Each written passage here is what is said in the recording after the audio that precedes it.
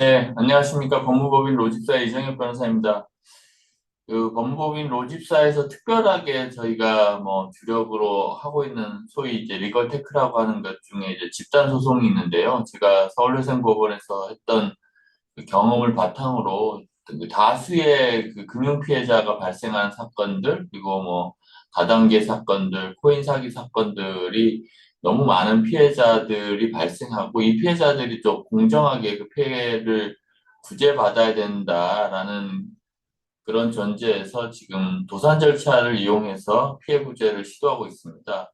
그래서 형사와 도산 절차를 같이 하게 되는데 이게 종전에는 형사 고소를 하는 것으로 일단 뭐 피해자들이 구제를 받으려고 했고요. 그리고 형사에서 유죄 판결이 나오면 그때서야 뭐 민사로 지급 명령이나 뭐 소송을 걸어서 그 자신의 자산을 회수하는 것이 일반적이었습니다. 그리고 뭐 가끔의 경우에는 이제 몰수 보전된 자산에 대해서 이제 검찰에서 피해 구제를 했던 것으로 알고 있는데 사실 몰수 그 보전을 해놓고 나중에 몰수 판결이나 아니면 그 추징 보전 판결, 추징이 확정된 경우에 사기 경우에는 범죄 수익이 돼서 이제 범죄 피해 지산으로 최종적으로 그 검찰에서 유죄 판결이 확정된 경우에는 피해자들에게 피해 금액을 확인해서 돌려준 절차가 있긴 합니다. 근데 이게 수백 명, 수천 명이 되면 검찰에서 하기가 어렵고요.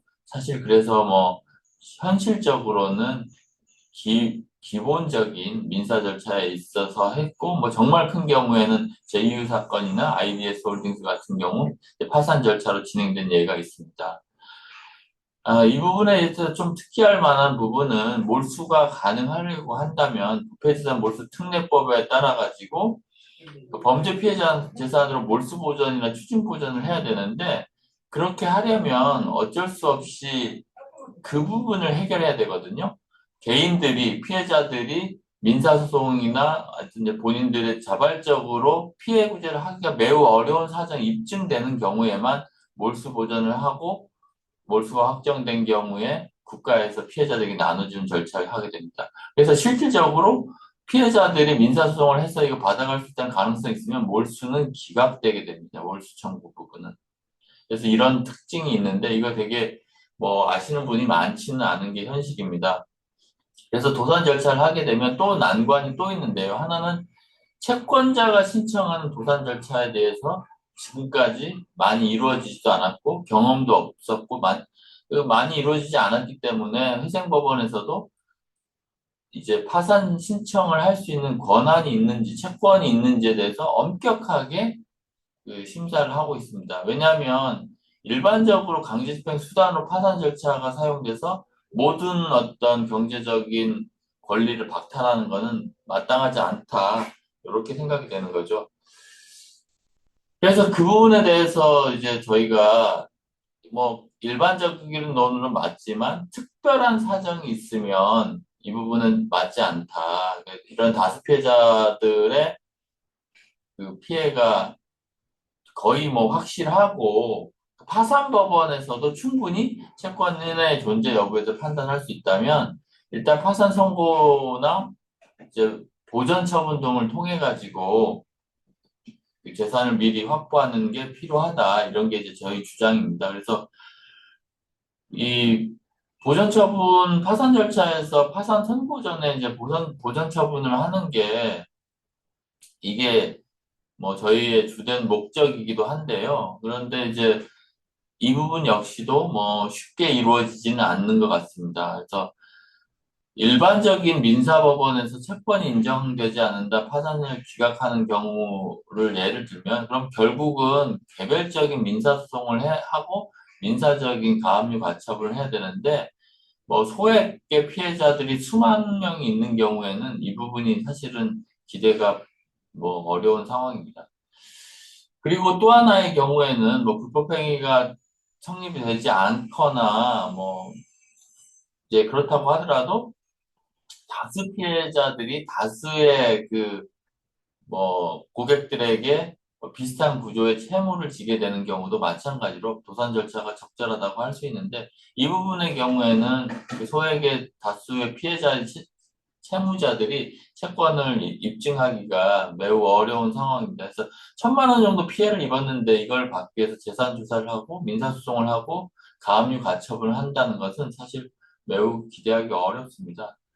그래서 이 부분에 대해서 저희가 어떻게 할지 법제도 연구회를 계속하고 있는데요. 11월 20일 서울 변호사협회 회관에서 4시부터 6시 사이에 저희가 2차 다수 피해자, 금융피해자 피해 구제를 위한 법제도 연구회 2차 세미나를 할 예정이니까 보시고 싶으신 분들은 와주시면 되겠습니다. 그리고 아쉽게도 저희가 지금 하루인베스트의 피해자들을 대리하고 있는데 하루인베스트 피해자들의 가장 중요한 자산 중에 하나인 하루인베스트 피해자들 자산을 모두 이제 지금 방준호한테 맡겼고 방준호는 렘마 테크놀로지라는 기업 법인 계정에 맡겨서 결국 이제 운용을 하다가 FTX 파산으로 인해서 지금 그 자금이 지금 묶인 상황인데 그 FTX 파산 채권을 지금 방준호가 작년 2023년도에 이 제대로 그 파악을 못한 상태에서 그 스발바로 홀딩스 그러니까 영국에 있는 부실채권 투자은행의 자회사에 600억 정도 상당으로 팔아버렸다는 그런 의혹이 있습니다. 그래서 지금 그 600억이 됐던 그 가상자산이 지금 2,300억이 된 상황이고요.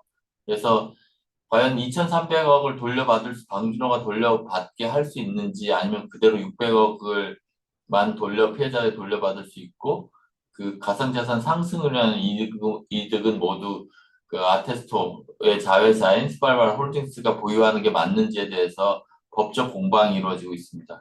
사실 미국에서 이런 사건 소송을 하는데 얼마만큼 많은 비용이 들지는 알 수 있을 것 같습니다. 그래서 되게 어려운데요. 저희가 국내에서 레마 테크놀로지스는 이제 방준호 개인사로서 사실상 페이퍼 컴퍼니에 불과하다라고 주장을 하면서 파산 신청을 했고, 그리고 채권에 대해서도 지금 형식적으로는 하루 유나이티드가 지금 방준호하고 계약한 것처럼 되어 있어서 과연 이 피해자들, 하루이베스에 예치한 사람들이 바로 방준호의 대주주로 있는 이제 레마 테크놀로지스의 파산 신청을 할 수 있느냐에 대해서 많이 법적 공방이 되었습니다. 그래서 이게 넘어가려면 하루 유나이티드나 레마 테크놀로지스 모두 이제 사실상 실체가 없는 페이퍼 컴퍼니에 불과하다는 점을 입증을 해야 되는데 채권자들로서는 그런 입증이 쉽지 않았던 것 같습니다.